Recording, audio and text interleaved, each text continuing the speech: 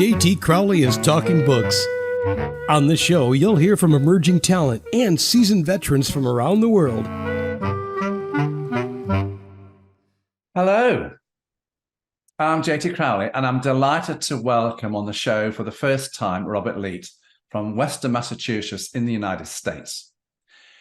He's here to talk about his books, Timewise and Resonant. He lives with his wife, and the area that he lives in is around a wildlife sanctuary. The natural world plays a key role in both Robert and his wife's life. Robert has been a structural engineer for some considerable time and has been responsible for the designs of hundreds of buildings.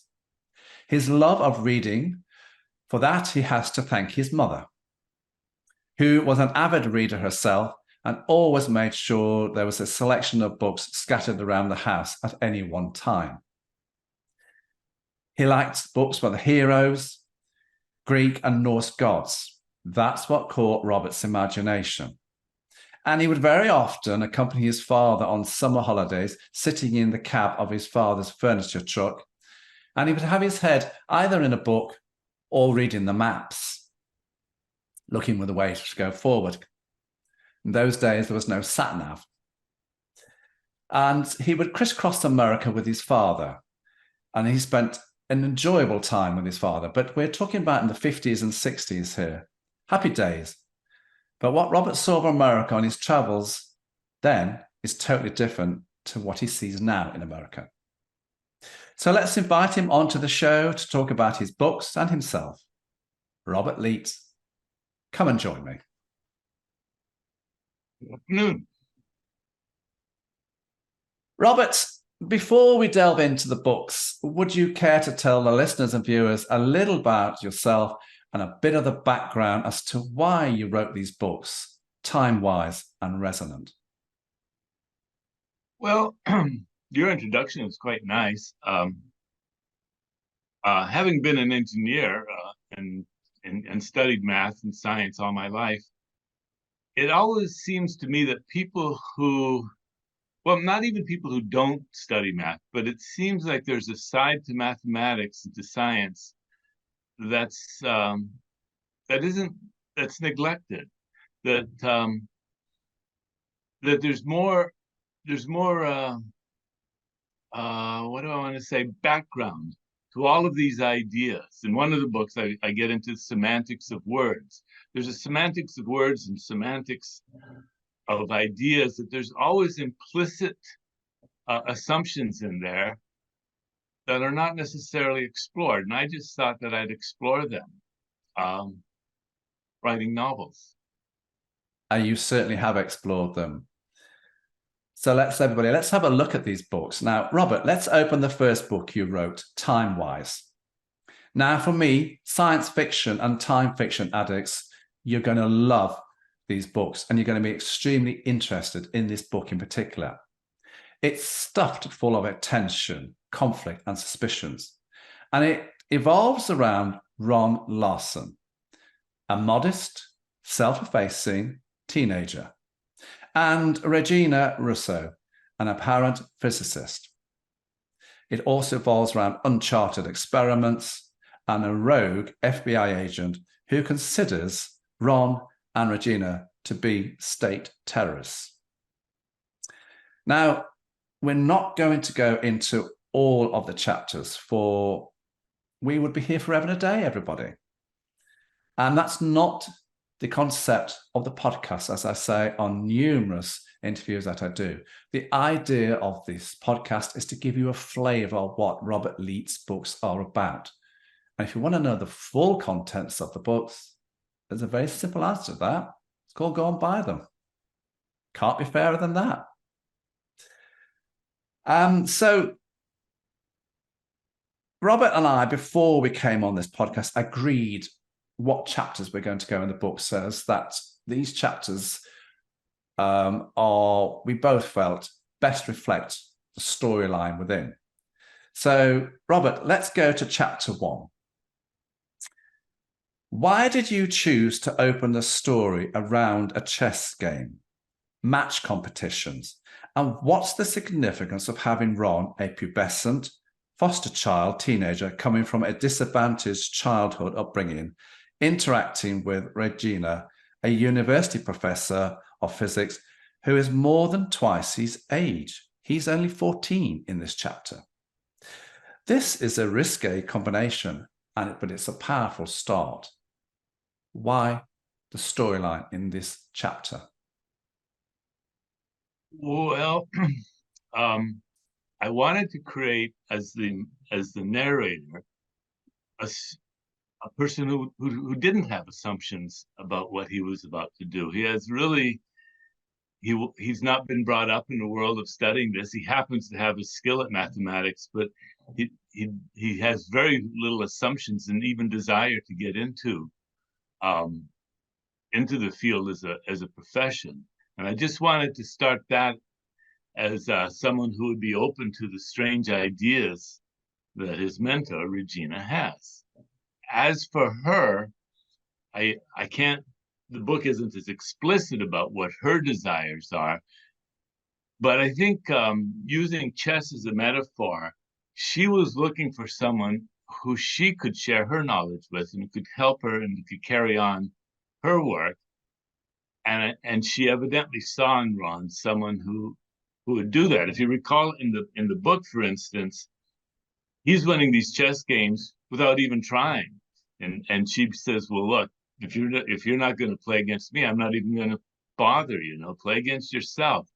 And it kind of stuns him a little bit, realizing there's someone he can interact with, because up to that point in his life, it's pretty obvious he hasn't really been interacting with people much. He talks about how he's been ignored by the foster families he raised, not that interested in school. And the only reason he's playing chess is he can make a little money to buy candy bars. So I just wanted to create these two quite different personalities meeting each other in such a way that it would carry through the book. They're very different characters, but they do blend very well, like a lot of the characters in the book, everybody. Now, I have to say, Robert, I was astounded to see how quickly you have moved the character of Ron on in maturity in chapter 3. Ron is no longer a 14-year-old boy, but now a young man, renting his own apartment and taking in Tom and Cheryl. Now, the character Cheryl, she's a fascinating character, everybody. And as far as I can see, she's a budding botanist studying skunk cabbage. Skunk cabbage. I had to look that up. But if you want to know what that is, go and have a look at the book. But working as a waitress, now she's worked as a waitress in a posh restaurant to pay her way. The excursions they take in her old grey car to study the plants are inevitably followed up by scenes of passionate lovemaking in the most obscure, scenic places, everyone. Why these scenes, Robert? Is this you adding a bit of sexual mystique to the plot to hold the reader's attention? Or something else? Why the poker games? And as fast as Cheryl comes into Ron's life, you take her to Boston. What's going on here? Well, let's start with your first question about his rapid maturation. Ron is in a place of sink or swim. He has really no help. He's kind of on his own, and he's just struggling to survive. And so he happens into renting the apartment. His landlady actually helps him do that because she just wants someone to stay there and didn't want it to be empty in the summer. But it's really, he's struggling. And although he's doing pretty well, and he's obviously a bright guy, he does have troubles, as you'll see in the book. So it's really a matter of desperation is what's propelling him forward at this time. And yeah, Cheryl's a pretty wonderful character. I guess I can go forward. I mean, Ron has several women that he has intimate relations with. But one of them is not his mentor. And that's often to his dismay. And that's one of the propelling themes in this book, I think, is his interaction with this older woman who he's really in love with, does not have that kind of feeling toward him. But you take, them into all sorts of places, and when they're looking at the skunk cabbage, don't you? Well, yes. I mean, she actually studies all sorts of animals. Skunk cabbage is interesting because it comes up so early in the year, and so that's the particular first one that they do. They look at all sorts of plants. That's not a specialty. In fact, she even says it isn't.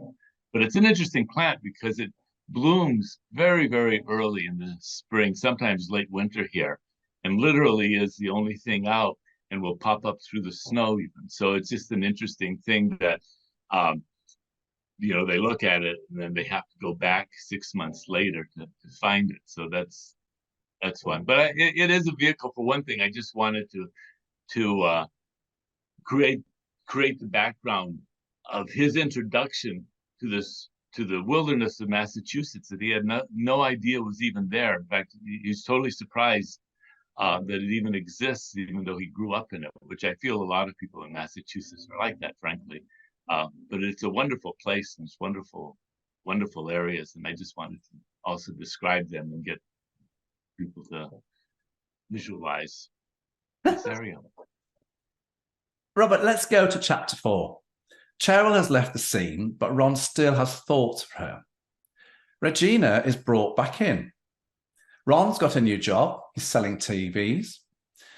Ron comes from work one day and finds Regina sitting on his doorstep, so to speak. She offers to pay for his future education, but only if his results are all grade A's. He progresses from college to Northern University. Ron is still recovering from his fight in the previous chapter. His hip dislocation never really recovers fully. Regina's payments mean Ron has sufficient to live off. Regina sets Ron some homework of her own. Physics, as you know, Regina describes reality as being shaped by forces. Now you talk about Isaac Newton's laws, attractions between the sun and the planets. 4 forces: gravitational, electromagnetic, strong and weak. Why the subject matters here, and why is Regina so interested in Ron? What's she up to? Well, I think she recognizes from the beginning that he's going to need help, but it's only going to work if he wants it. So she, until he really decides that he needs something, her help isn't going to be of any value. And that's why she's pretty strict with him, because she knows that he has the talent to get the A. She isn't setting a standard for him that's even that difficult for him. But she is saying there's no nonsense here. You're either in or you're out. If you want help, I can do that for you. And of course, she's doing something for herself as well. She wants someone to help her. She wants an aid. She wants to pass down this knowledge, because as it becomes clear and later on in the book, she really has to keep what she's doing secret for various reasons. And that's almost an impossible task for a human being. So I think there's an emotional thing here.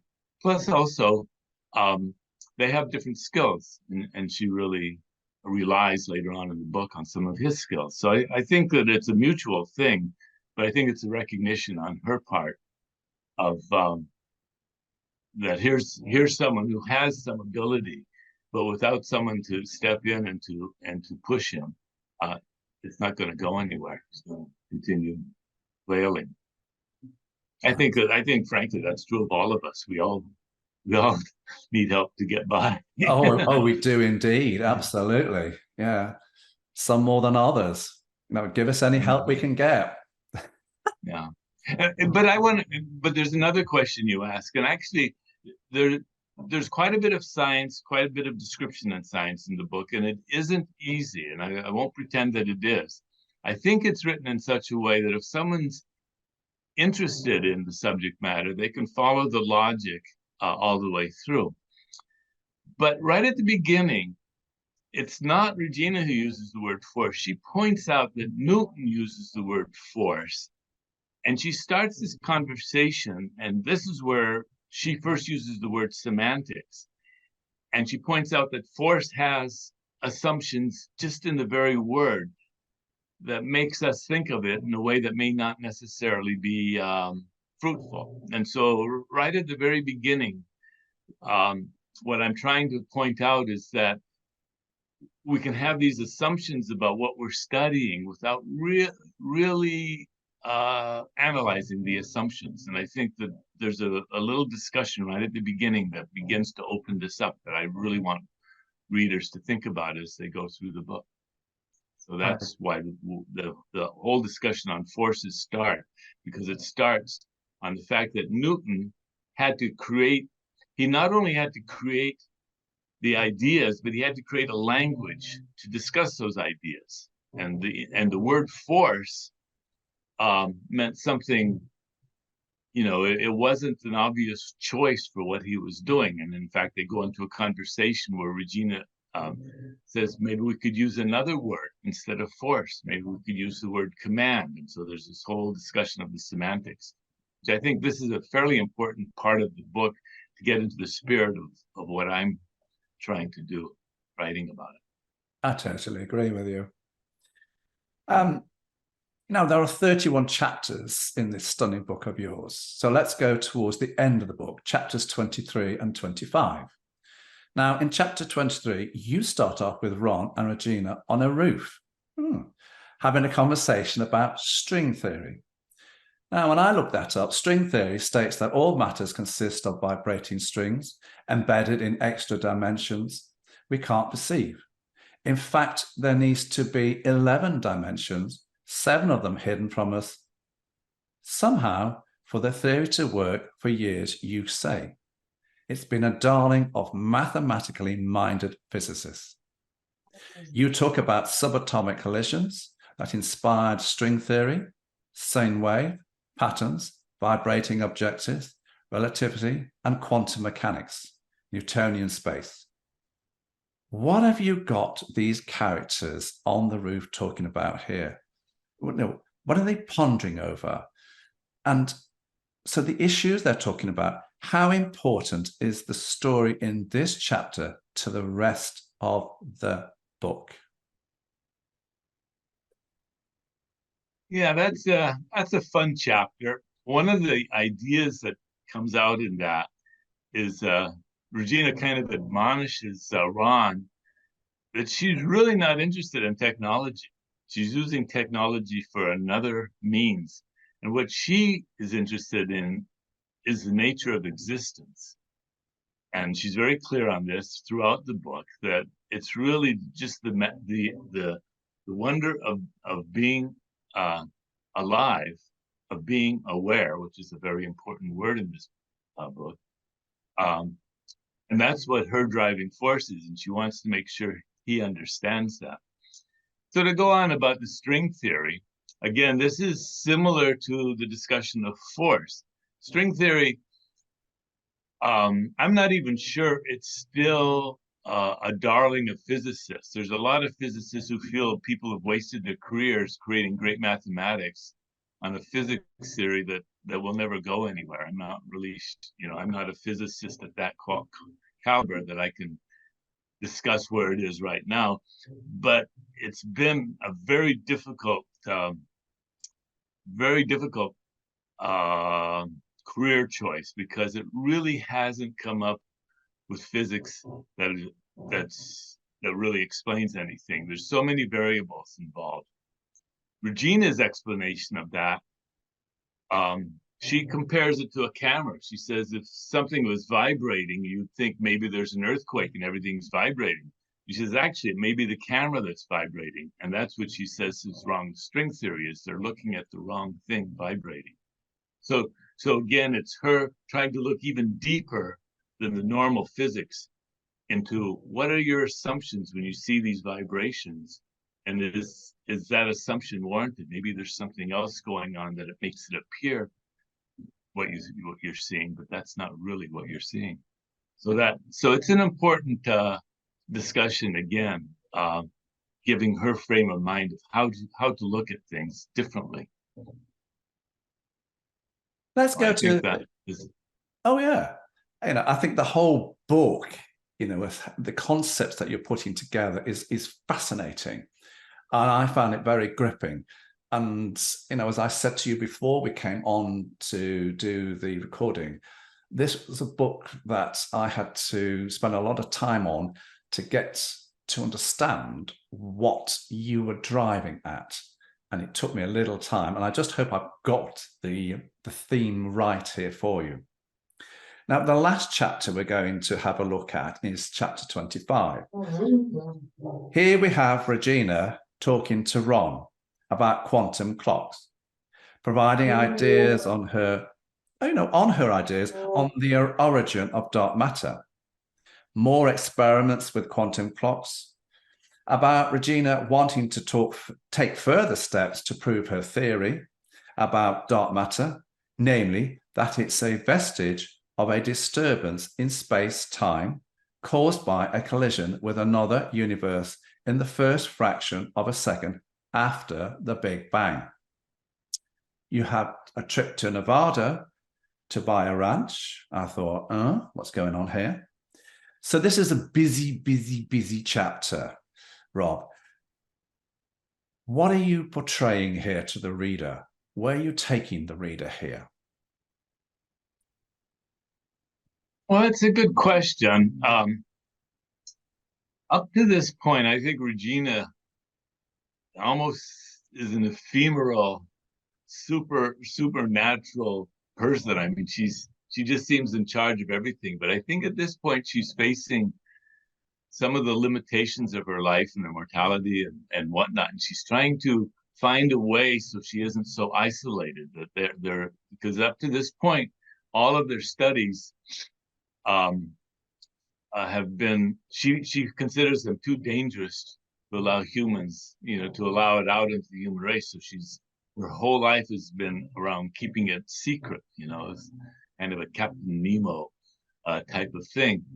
And so here she's proposing that maybe there are experiments they can do that will allow her to open up. And so that's one of the things that's happening here. So she's trying to break out of her own limitations and trying to find a different way of, so she can share her knowledge. And the ranch in Nevada? Well, it's just part of me just loving to describe things, but there's no better place to have an isolated explosion than a deep mine in Nevada. That's where it wasn't where the first atomic bomb went, but sure a lot of them went off there, in deep mines, because it's a great place to do that. It is, and when you look at the chapter, everybody, whoa. But Robert, let's leave Timewise now. I think we've covered that off sufficiently enough for the audience, the viewers, the listeners, to get an understanding as to what this book is about. And if you want to know more, everybody, well, it's a very simple answer. Go and have a look at the book. Now, let's turn our attention to the second book you've written, Resonant. Here you daringly examine another compulsive area in science, which evolves around how reality aligns itself in levels of scale that, oddly enough, are divorced from each other.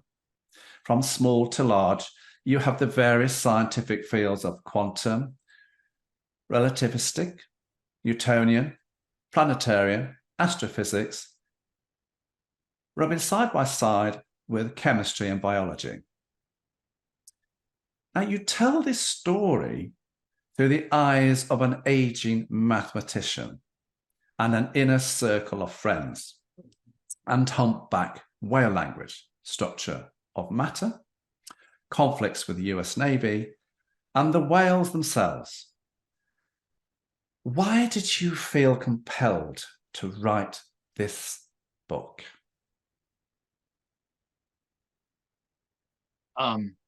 If I may, first I'm going to correct you.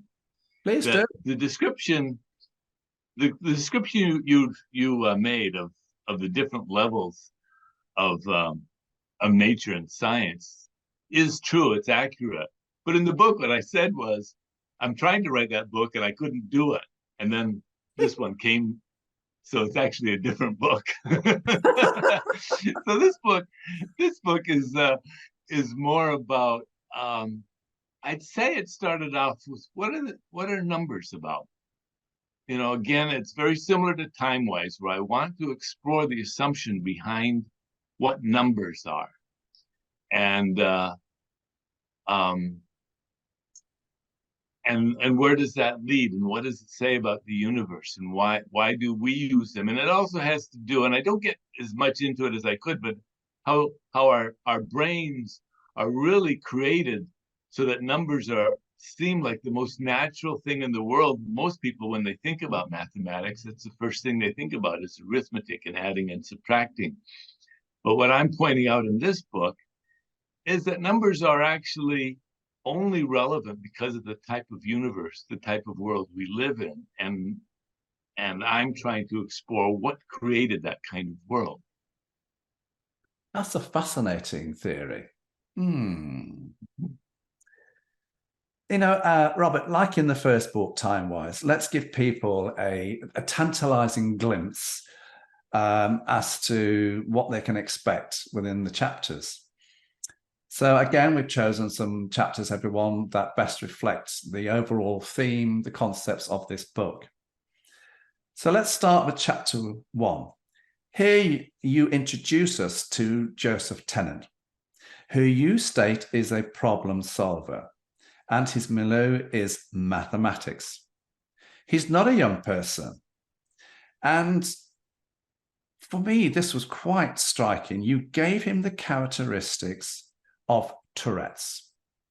Now, when I look up the definition of Tourette's, it's a neurological condition that causes a person to make involuntary movements and sounds called tics. He lives in Cambridge, Massachusetts, having come from South Dakota. He's a widower of 15 years with his wife, Georgina, succumbing to breast cancer. He's taught at various prestigious universities and has used his mathematical research, you know, for jobs in defense, technology, and manufacturing, albeit these positions of his own choice were short-lived. Why this character?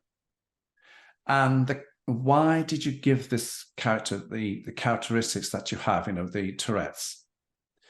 So you've given him, you know, a sort of, you know, a very strong start off in this book. So I'm thinking, how relevant is the character Joseph to the overriding storyline of this book and his characteristics? Yeah, well, I wanted to create a character who was obviously competent. And I think, you know, it's pretty clear that he was very successful in his career. In fact, he states his jobs were short-lived, but it was just because he was bored. He got bored with them and wanted to do something new. But he said any place he worked, he could go back to because he was good at it. But on the other hand, he's a bit of an outsider and not afraid to be an outsider. He's been like that all his life. And and given what goes through the book, it's essential that he's able to confront this and to look at you know, at society and at science and at everything from a clear perspective of someone who isn't feel compelled to agree or be part of anything, because he's kind of put in a position where he's in what I want to say, uncharted waters. Waters being kind of a metaphor, saying it's about whales too. But I just wanted to have someone who is strong enough to be able to do that and not feel estranged from that type of existence. That's how his whole existence has been. So he's not intimidated by authority. Let me put it that way. Sure. And why the Tourette's? Well, it's just that, I mean, it's just another. It isn't totally irrelevant, except that it did keep him out of the war. you notice. Ah, I don't know if you know how the selective service, I should say, worked in World War II, but it was run by local people. And in this case, um, I think he makes the statement that it was his high school coach, or one of the high school coaches, who was the local agent who chose who went and who didn't. He says he was just so totally unnerved by this guy with these twitches that he refused to put him in the army, and that's why he was able to go to university at that time instead of into the service. So it was kind of a thing where, on the one hand, may seem debilitating, but on the other hand, it allowed him to live the life he did lead. So it's just one of those things that happens. I wonder why you gave him that characteristic. Oh, well. Yeah. Now, Robert, in chapter 3, you set up a meeting at a local cafe shop between Joseph and Jerry and Sonia. Now, for me, Jerry strikes me as a zany, off-centered character, with Sonia being, how shall I say, more balanced, within society. Sonia has filled Joseph in as to her and Jerry's situation and their relationship with the US Navy, who want them to try and yet to fail. Where are you taking the reader here with the storyline contained within this chapter and the book so far? And how does Clive fit into all of this when they met up at Huxley's? Well, Clyde, you haven't described who he is, but Clyde is a very secretive, possibly CIA operative. He never is very clear about what he does, but he travels all over the world troubleshooting for, as it becomes clear later, U.S. interest, and he has his own view of what that means too. So so basically, what I'm doing is setting up a scene where we're going to have so Sonia and Jerry are part of this Navy research program, researching humpback whales, but the Navy doesn't want them to succeed. The Navy isn't giving them any help at all. And so Sonia and Joseph set up a second research using the same kinds of data that the Navy has, but really trying to find out what's going on. So it's like a dual research, where the Navy on the one hand is doing its own thing, and these people are doing their thing, feeding off the data that the Navy doesn't really want people to know about. So so that's where this starts, right here in this chapter. You begin to see these characters and how this is shaping out, and how Sonia is very unhappy with her situation. And poor Jerry, he's just he's brilliant in his own right, but he is a nervous individual, and he doesn't handle the stress that well. And that's why earlier I say about Joseph, I wanted someone who could handle the stress of the secrecy, and what it would take to operate against the wishes of the Navy, which is not a very good thing to do. Navy's pretty ruthless. The US Navy is pretty powerful, particularly in America. It is. I once Jerry at one time points that out. He says, "Do you know what their purpose in his life is? It's to destroy anything in their way. That's their purpose. And it is true that it would take a lot to stand up to the Navy." I just asked the question because I wanted you to tell the audience, the relationship between these three characters, which is so wonderfully knit together. And that's why I asked the question. Yeah. Robert, let's swiftly move on and look at chapter 11. It's been a year nearly since Joseph met up with Jerry and Sonia and Clive. Joseph is describing how good he feels to be alive in the fall season, with the leaves turning, etc. When Clive comes up behind him, you touch on issues like Kuwait, you've got Saddam Hussein, you've got Iraq, and Joseph asking, is Clive going to Romania? You actually say in the book, Ceausescu being small potatoes, and the situation in Lebanon. And I felt this chapter was very interesting and the chat between Joseph and Clive as they head towards the Plough and Star pub for a beer. I thought that was wonderful. My question is the story here you twisting the plot? Spill the beans as to why you're talking about the subject matters contained within this scene in the chapter. Well, I'm trying to think about how to characterize the conversation. I mean, Clyde is someone who clearly has no problem either being an authority or going against authority. At one point, he mentions that he spent his whole life just dealing with nefarious regimes. I don't think it's in this chapter, but he's like a CIA troubleshooter.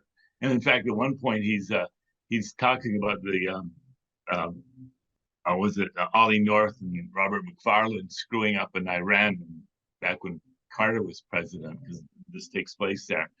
And basically saying, geez, I wish I had been there. It would have been done right. If I had been there, none of this trouble would have happened.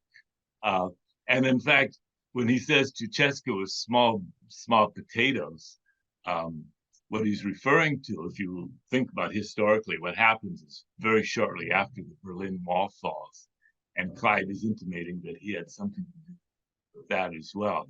So he's this very worldly, physically powerful person, who really, really enjoys and understands Joseph, and they get along very well because they both consider themselves to be outsiders. At one time, Joseph actually says that they worked together on a project and they were never really part of the team because they were a little too sardonic and a little too cynical for everyone else, because they have their own way of looking at it. So this is the character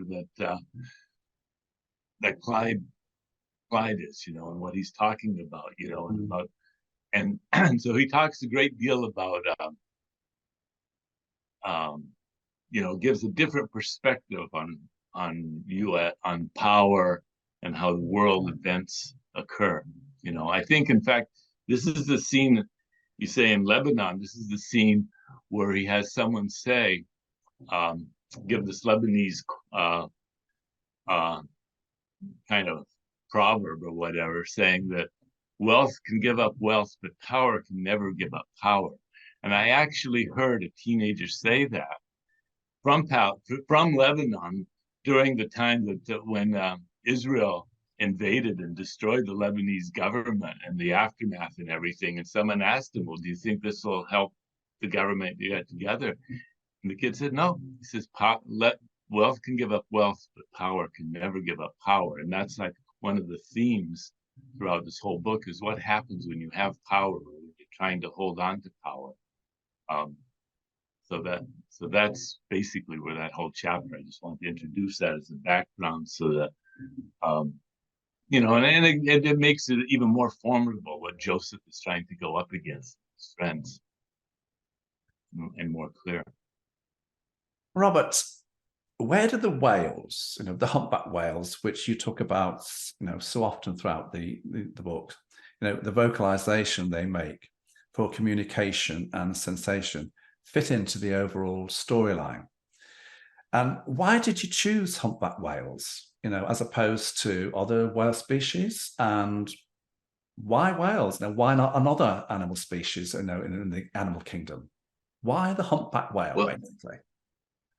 Well, for one thing, whales are the most likely animal we know of that might have a language, because they have such wonderful and complex vocalizations that we don't totally understand. So it was more believable that they would have a language than any other species. And also they're incredibly intelligent. We don't, they probably have the largest brains that have ever existed, and so they're just a very good way to create that type of a situation. Because frankly, we don't know that what I have said is untrue. Maybe they do have a language, and maybe they are that smart. We just don't know. There's things that they do that are just incredibly. But why whales and why water? This goes back to what I was saying about numbers, so I will explain a little about that. What I want to do is create a world where things that we think of, that we count, don't really exist. In our world, we use mathematics. We can use it for counting time. We can use it for measuring distances. We can use it for counting things. The whales would like to be able to count distances, speed, all that stuff. It's proposed, but that doesn't exist. And so what I'm pointing out is that the basis for even things existing in our universe and for numbers is actually resonance. And that's, I get into a little mathematics about it. The whales are a very good way of doing that because they live in a liquid world where individual, things don't exist. Everything flows into each other. I mean, I make a comment, well, there's individual whales, but that's about the only thing that would be individual in a humpback's life. Even their food, they consume by the millions. They consume krill, I mean, it's not like they go out like a killer whale and get one thing. They just consume huge amounts of stuff at one time. So I just wanted to set up something that was, that lived in a world where there's nothing that's countable, and begin to talk about numbers, how they are created given that kind of a world. I see. Fascinating, isn't it, everyone? I have to say, Robert, I hope so. I hope people absolutely enjoy it because starting with numbers seems like the simplest thing in the world, and yet when you look at it from this perspective, it's one of the most amazing things. Yeah, numbers and writing. What a clever guy. Mm-hmm. Yeah, writing is pretty amazing. 2 languages. That's even, exactly. I have to say, Robert, I'm fascinated with the chain of events in chapter 15. Here you take Joseph away from Boston to California to hook up with Marilyn, who's, as far as I can see, a very interesting character. They go out for meals, make love, and head up to the mountains, a place called Shanty Shanky, there to rekindle and catch up with previous people in the book. What's the purpose of the scenes here? And as we're more than halfway through the book, do you think the narrative theme is enticing enough to want to make the readers go right to the end of the book? Say that question again. Do I think what? Do you think that this chapter is enticing enough to make the reader want to go to the end of the book? Well, I kind of hope so. For one thing, I think it brings a whole new cast of characters alive. Yeah. And one of the things that is occurring here, so going back, so Joseph is trying to get information that the Navy has had that they're keeping secret of. And he does that by talking to one of the owners of this farm that they go to. And this chapter is describing the farm after she's been able to relinquish the burden of having this secrecy. So now he goes back, and it's like a totally different farm. She's like a totally different person because she no longer has this burden over her. And I just wanted to kind of, put that on because this is something that, this is one of the things that's through the book is they got this thing going on where they're fighting the Navy. And I wanted to show, a more relaxed thing that could have occurred, if he wasn't doing that. It's like, and really what the burden is trying to do something so momentous. And I hope it's enticing. I really do. Yes. I just wanted your view on that. That's why I asked the question. Yeah. And if you think it's enticing everybody, well, make your own decision and go and have a look at the book. Now, Robert, we agreed on the chapters that we're going to talk about, or the areas of the scenes we're going to talk about in both these books. But in this book, Resonant, you wanted to go to chapter 17. And I was intrigued as to why you wanted to go there. So, can you tell the listeners, the viewers, the audience, what's going on here? I know what's going on here because I've looked at the book, but I want you to briefly tell us why you wanted to go to chapter 17, what's so relevant about it. Please tell the audience. Well, 17 is a bit of a detour. It is. Well, you It agree? is. It is. Yeah. Yes. But it's uh, um, I, maybe I just like the characters. I don't know. They've made this trip. They've discovered what they wanted to on the trip, and now they're just on their way home, and they run into a family. I never clearly stated, but I think it's pretty obvious. These are indigenous. This is a family of indigenous people who are making their way, and they've been quite successful. But there's a whole discussion of what success means there's three brothers. Well, there's the sister, and there's this whole family, and they obviously love each other. They've all had very different lives with different kinds of success, and so there's a whole description there of what success in a family and of individuals means, and what's truly successful and what may be apparently successful and not so much. I just wanted to put that in there. And it's a counterpoint to Joseph, because he's pretty much, as I said in the beginning, a problem solver, and this gives a different perspective of people who, there's at least a couple who are comfortable with themselves and not trying to solve any problems. They're just quite happy, very aware, but quite happy just observing and not necessarily puzzling over things. They don't have quests. And so I just wanted to have a little counterbalance there, a little different kind of thing, to put more in perspective what he's trying to do, and also to put questions in his mind as to why he is doing what he's doing. It brings a different aspect to the overall story. That's what I saw in that chapter. Good, yeah.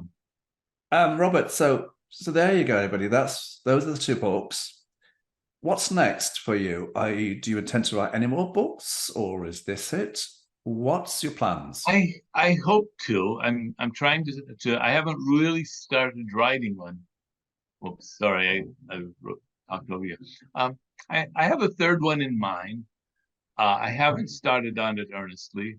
I hope there is a weakness, or maybe it's a strength. I don't know. Both of these books have a fair amount of science and math. Not that you have to have a background in it, but you have to have enough interest in it to wade your way through some of the theories, to understand the concepts. I'm going to do the next one. I'm going to try to still have a very interesting scientific background to it, but with a lot less necessary theory. I think I'm going to be able to do it. It'll be a different kind of book. So, and it also won't be first-person narrative. So, be a different novel. And we'll see if I get to it or not, if I can finish it or not. It's a lot of work writing a book. It is. And if you think that, I say to a lot of authors, if you think that writing the book's the hardest bit, it's not. It's marketing the book and getting it out. That's the hardest bit. Robert. Well, that's true. I'm not. No, it is true. I know it's true. Absolutely. Who do you want to see reading your books? All generations? Who? One of the things that's been interesting to me is I see people from all over the world reading it. Of course, writing in English is nice because I don't have the means of having it translated yet. But I mean, I would like I wrote them so almost anyone who really likes to read could read them. And really, I have no preferred audience. I just wanted to get different ideas out there that I don't think are given enough credence. It always reminds me of what's his name. It was Snow, who we talked about two cultures, the math and the that they're separating. You probably are quite well aware, and it's very true. They have separated, and I would just like to introduce the literary world to the concepts that are behind this video. Quantum physics and relativity are not obscure things. They're used in everything we make anymore. And numbers are obviously used in everything. And I just wanted to give some background to all of this stuff so people who don't normally think about these things would understand there's a lot more to it than memorizing your multiplication tables. There's a whole world out there of looking at the world a little differently. There's a whole, in fact, in the first book, Timewise, Regina Russo mentions that one reason you want a better theory is it'll make you ask better questions for the next theory. And that's basically the philosophy I have in both of these books, is if you look at something different, it'll make you look at it, in the future. Yeah. You'll explore different worlds and you'll see different things. And that's really... Where can people get your books from? Right now, Amazon.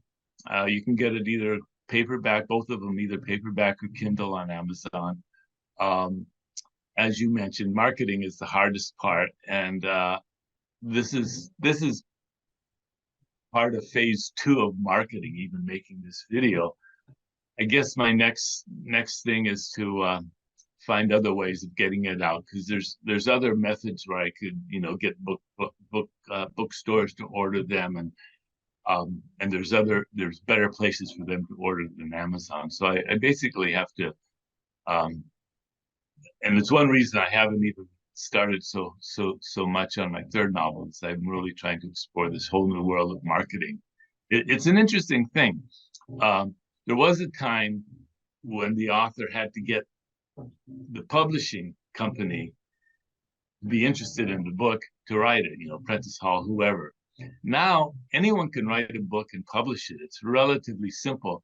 But now it's on me to do the work that Prentice Hall would usually do. So it's not easier to get a book out there than it was before in mass numbers. It's just that the step that's difficult is different. And instead of being the first step of getting it published, now it's a second step of getting it marketed. So it's an interesting change. Yeah, it is. Robert Leet, thank you for joining me today on the show.